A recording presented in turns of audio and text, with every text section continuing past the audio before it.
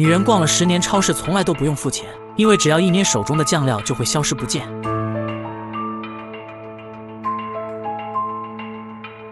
每次回来，她都会收获满满一堆战利品，可她却只会将它们倒进垃圾桶扔掉，因为她偷东西并不是家里没钱，而是在进行忍者的日常训练。不仅仅是良子，她全家都是隐藏在民间的忍者。自从上次忍界大战后，他们全家都隐退了。老公也一直劝她上屋顶的时候尽量爬楼梯，隐忍低调才是一个忍者该有的内涵。可良子一直希望有机会能重出江湖，直到这天一只信鸽的到来，让他们意识到将有大事发生。这是忍者管理局的专用信鸽，只有在特别紧急的任务时才会被派遣。最近发生了一桩离奇命案，一艘游轮上的所有人一夜之间全部毙命，警方初步判定他们都是中毒身亡。据说死者毒发后抽搐了2个小时才死亡，这离奇的死状似乎是他们从来没见过的病毒。忍者管理局认为这件事可能和6年前的疯魔忍者有关，于是良子一家接到任务，由他去游轮的公司调查幸存者名单，而他的儿子晴天负责追踪案发现场的一名可疑记者。此时的公司已经忙得不可开交，良子伪装成一名新来的保洁阿姨，在公司毫不起眼地干着杂活。他故意将咖啡倒在经理身上，趁着他去清洗衣服的空档，悄悄翻看起初是游轮的乘客名单。但奇怪的是，里面的纸早已经空空如也。打印室里有一个男人一直在粉碎资料，他的样子看起来十分可疑。良子试探性地问他要不要喝咖啡，对方却一言不发，直接上前反锁了房门。看来粉碎的纸张里搞不好就有乘客名单。从这天起，良子就格外注意这个男人，看见他急急忙忙要去接电话的样子，良子紧随其后。虽然他跑进了一个隔音极好的房间，但良子通过解读他的唇语，窃听到了电话内容。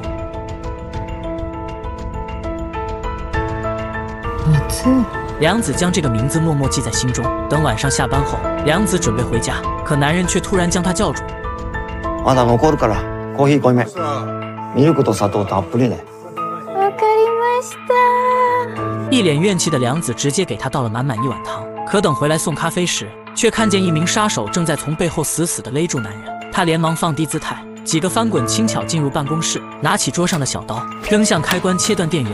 杀手还没反应过来，良子就已经蒙好了面，捡起糖果一招声东击西，让杀手的注意力都朝向了另一边。良子俯身上前准备偷袭，可此时老公突然来电，细微的震动引起了杀手的警觉。好在良子一招猴子踢桃，直击杀手命门。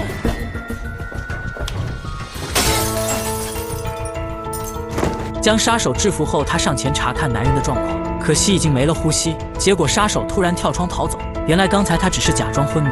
忍者管理局派人前来清理了现场，因为他们的第一任务就是不能让忍者这个职业暴露在大众视野。他们查到那个名叫松浦的男人在一家旅行社工作，看来这个男人一定是关键人物。此时的儿子晴天也通过追踪记者得到了另外一条线索，他每天都悄悄用望远镜观察记者的生活起居，但每次到了关键时刻，他都会回避，因为非礼勿视是作为一个忍者的忍道。夜晚，记者来到一家夜店门口，四处张望，确定没人后，戴上了一副面具。夜店里正在举行假面舞会，他找到了一个南瓜头，和他交谈了起来。南瓜头有着一个独家新闻，那天游轮案件的乘客并没有全部死亡，其中有一名幸存者，而这个幸存者就是罪魁祸首。晴天将这些话都听在耳朵里，可殊不知边上的一个小丑面具男也听到了一切。小丑淡定地坐到座位上，随手就干掉了边上的男人。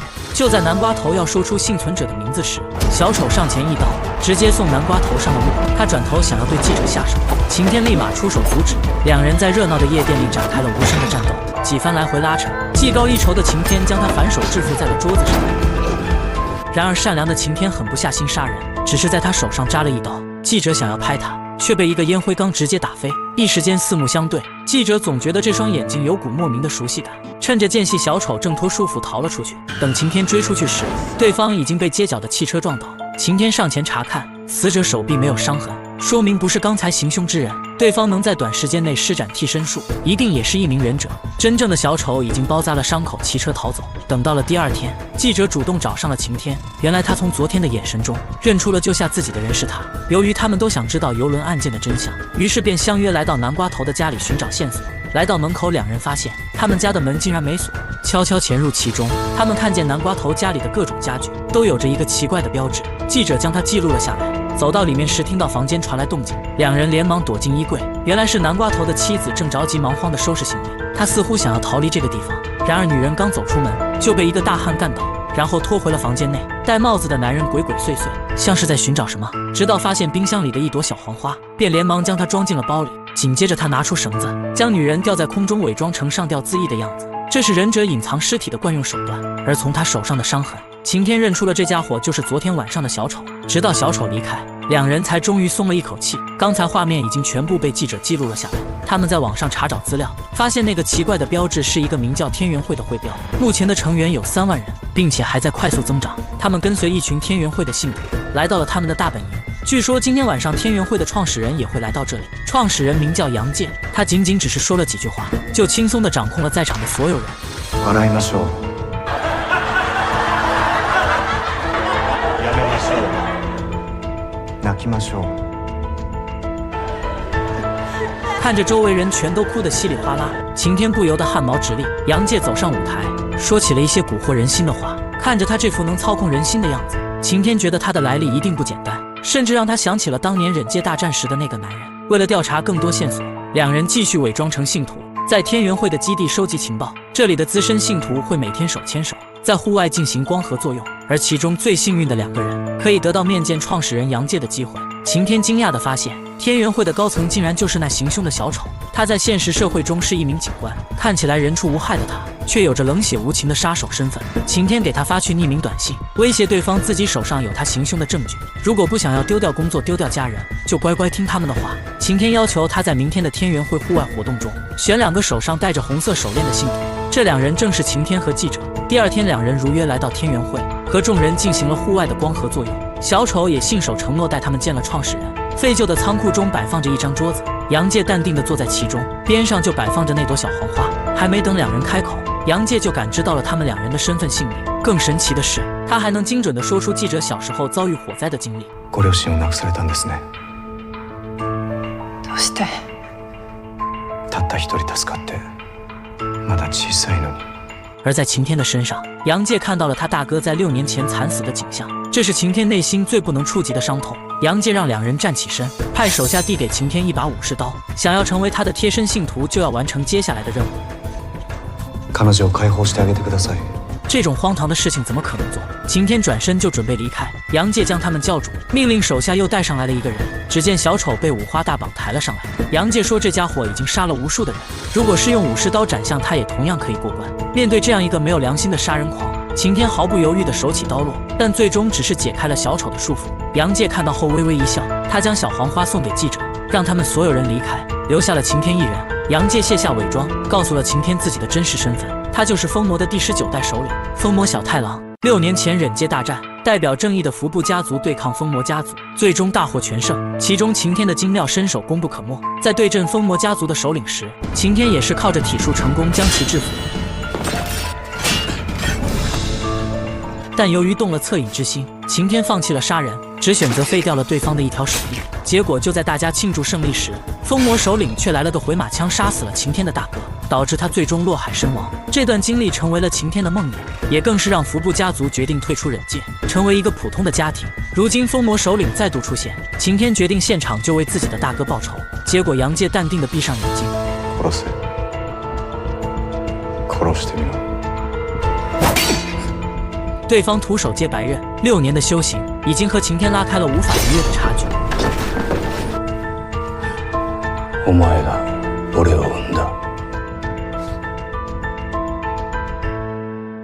晴天被这场战斗打得失去了信心，但好在母亲良子那边有了新的进展。忍者管理局派出大量人力，没日没夜地修复邮轮的公司那些被粉碎的文件。终于在不懈努力下，他们找到了那张被毁掉的乘客名单。仔细对照后，他们发现一个名叫松浦的男人正是那名幸存者，这和良子听到的名字一模一样。事不宜迟，忍者们即刻出动，直接将松浦五花大绑了回来。然而面对严刑逼供，他丝毫不慌，因为他知道自己背后的靠山到底有多强。忍者管理局将他押送的途中，车子突然停了，车门被2名忍者打开，管理局局长毫无防备的就被快刀一击致命。原来松浦背后的组织正是疯魔家族。何を話した？何言って？俺は何も。情報はお前の命より重い。俺は何も喋ってない。本当だな。例の件は？在刀剑的威胁下，松浦大喊着自己绝对没有把日式计划说出去，并且疯魔家族正在种植的黄花毒也没有被发现。听到这，两个疯魔忍者很是满意。可边上的局长忽然站起了身，两名忍者摘下面具，下面正是良子和她的老公。原来刚才的一切都是为了套话而演出的一场好戏。这样一来，疯魔家族的计划逐渐显露，他们一直以来都在种植一种有毒的小黄花。6年来，他们伪装成天元会，以亲近自然的名义收纳了许多信徒，直到发展到了现在的3万人。而7天后的日食，他们将计划通过3万信徒将黄花毒传播出去，以此来造成一场轰动世界的事件。眼下必须阻止他们残害如此多无辜生命的行为。忍者之家开启了疯狂的魔鬼训练，就连8岁大的小儿子也加入其中。而就在与此同时，一个男人正狼狈不堪地从山上逃出，他头发凌乱，右脚残疾，倒在了夕阳之下。路过的好心人将他送到了医院。忍者之家无论如何也不会想到，这个男人就是他们6年前被杀死的大儿子阿月。原来他当年被疯魔捅了一刀后并没有死，而是被一脚踹进大海。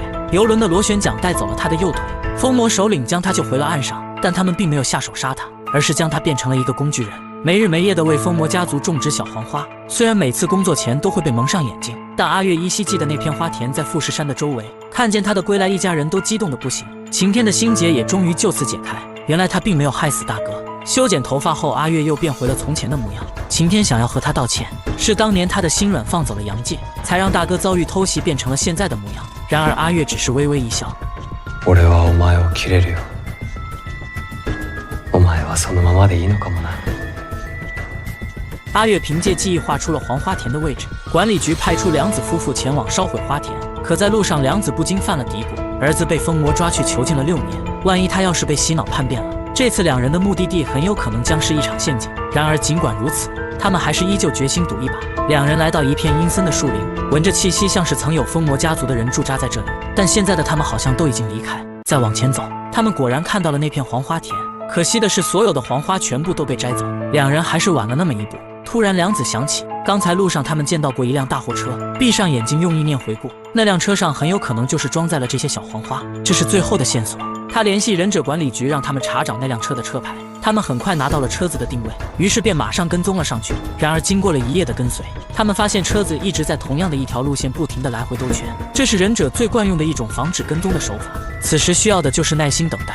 果然司机在累了之后停下了车，站在路边休息。期间接到一个电话，良子连忙拿起望远镜。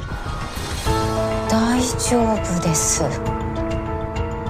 尾行はついていません。3時ですね。時間通り必ず。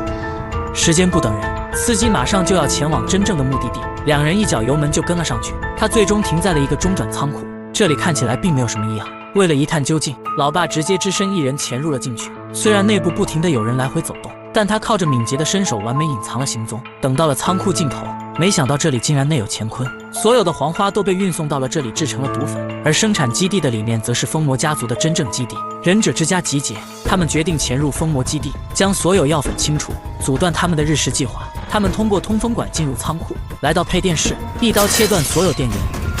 发现有入侵者，疯魔派出了大量忍者，双方很快就展开了一场激烈的厮杀。家人们都在努力和对手纠缠，只有晴天成功打进了下降的电梯，消灭所有敌人后，成功进入了疯魔的基地。推开房间的大门，里面雾气弥漫。疯魔首领杨介果然正淡定地坐在中间，然而晴天惊讶地发现，对方的身体似乎施展了影分身，同时出现了3个一样的幻影。杨介拿起钩爪，转头要和晴天一决生死，然而他只是擦了下额头的汗，对方就消失在空气中无影无踪。俺を生んだお前を殺し、真の神となる。从空气中出现，再在烟雾中消失，神出鬼没的杨介仿佛无处不在，无论晴天怎么反击，都永远碰不到他一根毫毛。他傻站在原地不知所措，杨介淡定一刀带走了他半条命。晴天艰难地爬起身，可站在面前的杨介拔出刀后，就完全消失在了空气中。这是忍术的最高境界，从有我进化到无我，那么对付他也不能仅凭人类的双眼。晴天放弃用眼睛和耳朵去感知，而是用内心感受周围气场的波动。他用背部接住刀刃，反手擒住敌人，用力一指，成功切断了对方的右臂。没想到被切断手臂的杨介却仍然无比淡定。他走上前，私は神だ。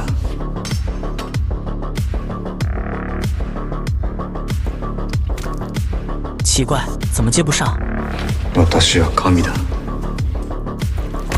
完了，还真接不上。这下杨介的心也凉了半截，没了手臂的他无论如何也不是晴天的对手，见武力比不过，他便开始尝试说服晴天加入疯魔家族，和他一起进行日食计划。因为日食计划还有另外一层含义，那就是